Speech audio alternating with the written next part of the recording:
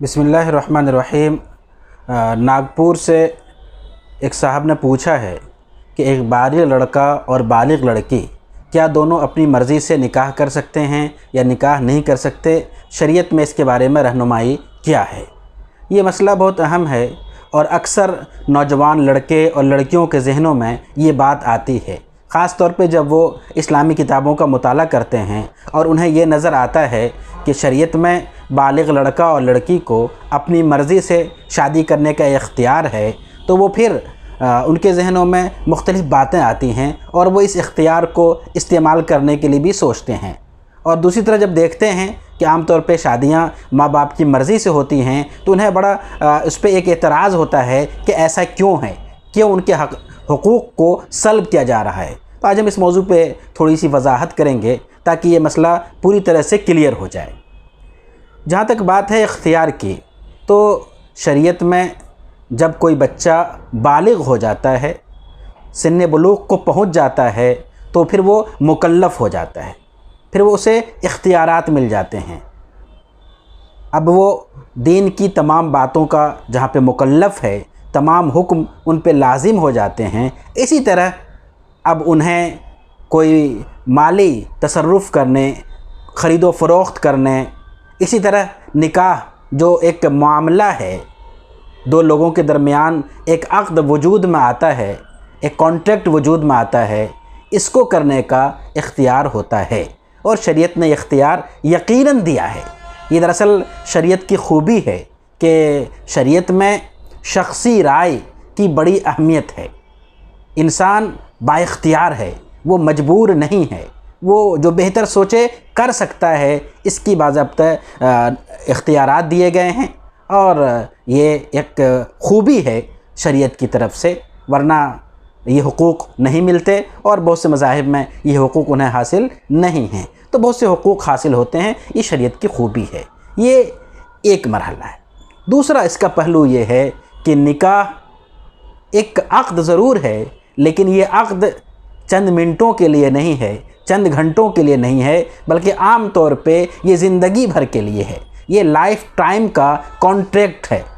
तो इस इतने बड़े कॉन्ट्रैक्ट को करने के लिए, उस कॉन्ट्रैक्ट पे साइन करने के लिए जज्बाती फ़ैसला काफ़ी नहीं है, तन्हा एक फ़र्द का फ़ैसला काफ़ी नहीं है, बल्कि उसके लिए उस फ़ैसले में वो फ़र्द, उनके वालिदैन, रिश्तेदार, इन सब की शमूलियत होनी चाहिए। तो निकाह एक मुआशरती अमल है। तीसरी चीज़, ये कोई जज्बाती और वक्ती चीज़ नहीं है, बल्कि लाइफ टाइम, जैसा कि मैंने अर्ज़ किया, एक लाइफ टाइम कॉन्ट्रैक्ट है, तो उसका फ़ैसला उसी अंदाज से होना चाहिए। अब आते हैं हम पहले पहलू पे कि शरीयत में हर बालिग लड़का और लड़की उनको इख्तियार दिया है। आयात में ये बात वाज़ेह तौर पर मौजूद है। कुरान की कई आयात हैं जिसमें लड़कों को ख़िताब करके निकाह की बात कही गई है। औज़ु बिल्लाहि मिनश शैतानिर्रजीम, बिस्मिल्लाहिर्रहमानिर्रहीम, फ़न्किहू मा ताब लकुम मिनन निसा। ख़िताब मर्दों से हैं कि जो तुम्हें औरतों में बेहतर लगे निकाह करो। ज़ाहिर सी बात है, यहाँ कोई और क़ैद नहीं लगाई गई है, निकाह का एक इख्तियार उन्हें दिया जा रहा है।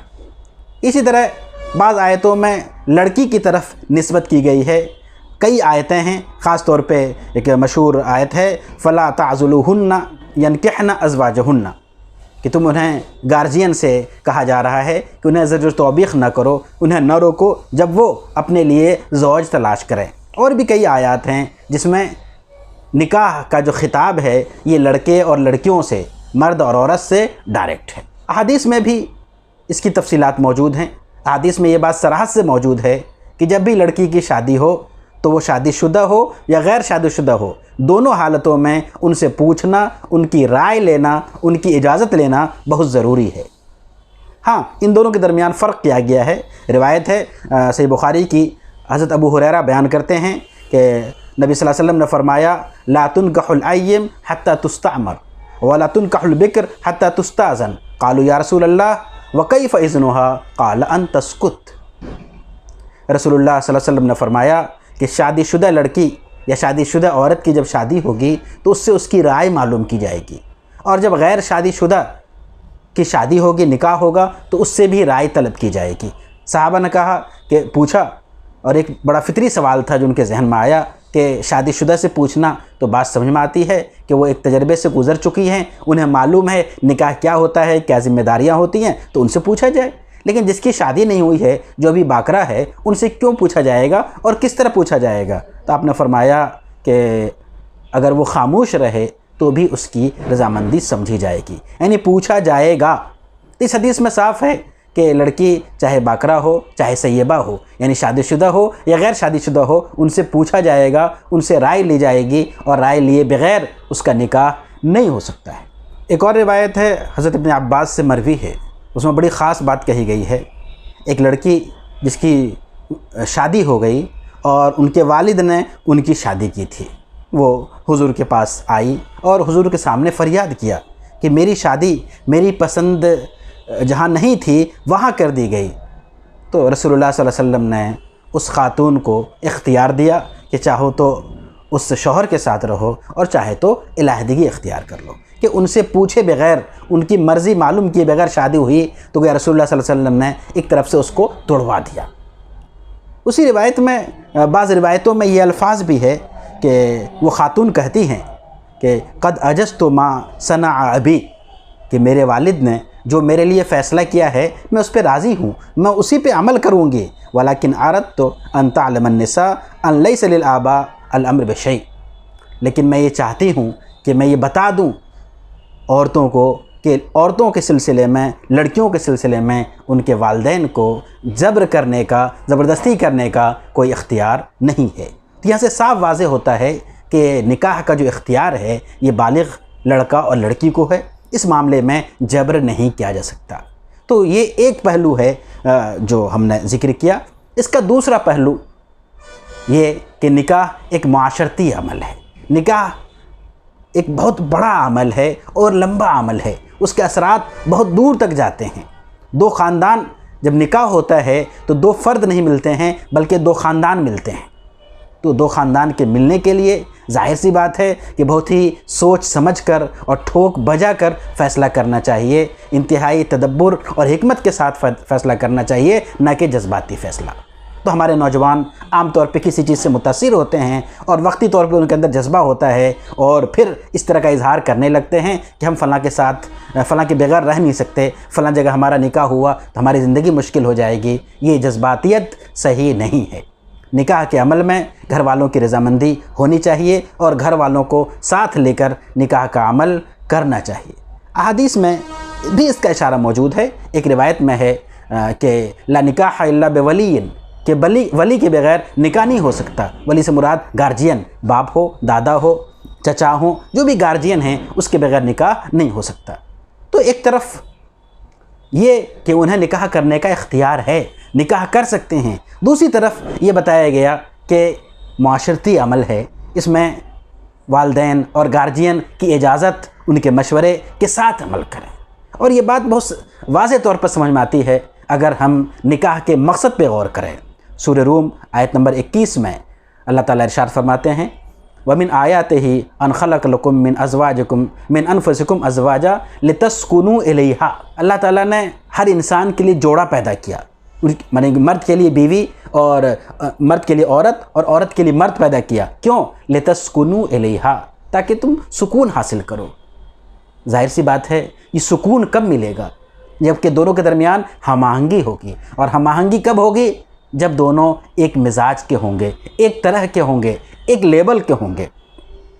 لڑکا جس لیول کے خاندان کا ہے، اگر لڑکی اس سے کمتر ہے یا اس سے برتر ہے تو ظاہر سی بات ہے مسائل پیدا ہوں گے۔ اسی طرح لڑکی جس سطح کی ہے، جس خاندان کی ہے، اگر لڑکا اس سطح کا نہیں ملا تو ان کے لیے پریشانی ہوگی اور آئندہ مستقل مسائل پیدا ہوں گے۔ تو ہم آہنگی کے لیے ضروری ہے کہ دونوں ایک سطح کے ہوں۔ لڑکا پڑھا لکھا ہے تو لڑکی بھی پڑھی لکھی ہو، لڑکا اعلیٰ خاندان کا ہے تو لڑکی بھی اعلیٰ خاندان کی ہو، یہ ضروری ہے۔ شریعت میں ان چیزوں کی طرف ہدایات موجود ہیں۔ خاص طور پہ کفو کا جو مسئلہ ہے وہ اصلاً اسی لیے ہے تاکہ دونوں کے درمیان ہم آہنگی پیدا ہو، اور جب ہم آہنگی پیدا ہوگی تو پھر نکاح کے اندر دوام ہوگا، نکاح کا جو مقصد ہے وہ حاصل ہوگا۔ تو خلاصہ یہ کہ نکاح کا اختیار ہر بالغ لڑکا اور لڑکی کو ضرور ہے۔ اگر ایک بالغ لڑکا اور لڑکی نکاح کرتے ہیں اور نکاح کے جو بنیادی شرائط ہیں، مثلاً ایجاب و قبول کا ہونا، گواہوں کا موجود ہونا، کفومہ ہونا، مہر طے ہونا، اس طرح کی جو بنیادی چیز ہے، اگر وہ چیز پائی گئی تو نکاح کا عمل ہو جائے گا۔ لیکن نکاح میں اگر گھر والوں کی رضامندی شامل نہیں ہے، گھر والے شامل نہیں ہیں، ان کی مرضی کے بغیر کیا یا چھپ کے کیا گیا، تو ظاہر سی بات ہے کہ کوئی دو لوگ تنہا دنیا سے کٹ کے نہیں رہ سکتے، انہیں اسی سماج میں رہنا ہے اور اسی خاندان میں رہنا ہے، تو پھر بعد میں مسائل پیدا ہوں گے۔ اس لیے بہتر طریقہ اور شریعت کا مقصود بھی یہی ہے کہ یہ عمل، نکاح کا عمل جو عبادت بھی ہے، معاشرتی عمل بھی ہے، اس کو خاندان والوں کی مرضی، ان کی شمولیت کے ساتھ کی جائے۔ ہاں، اگر کبھی لگے کہ خاندان والے تیار نہیں ہیں تو ان کو کنونس کیا جاتا ہے، ان کو اطمینان دلایا جا سکتا ہے، لیکن اگر رائے گھر والوں کی خلاف ہے تو اپنی رائے کو قربان کرنا چاہیے اور گھر والوں کی رائے کو قبول کرنا چاہیے کہ وہ بہتر رائے دے سکتے ہیں، کہ وہ تجربہ کار ہیں، سمجھدار ہیں اور بچوں کی طرح جذباتی نہیں ہیں۔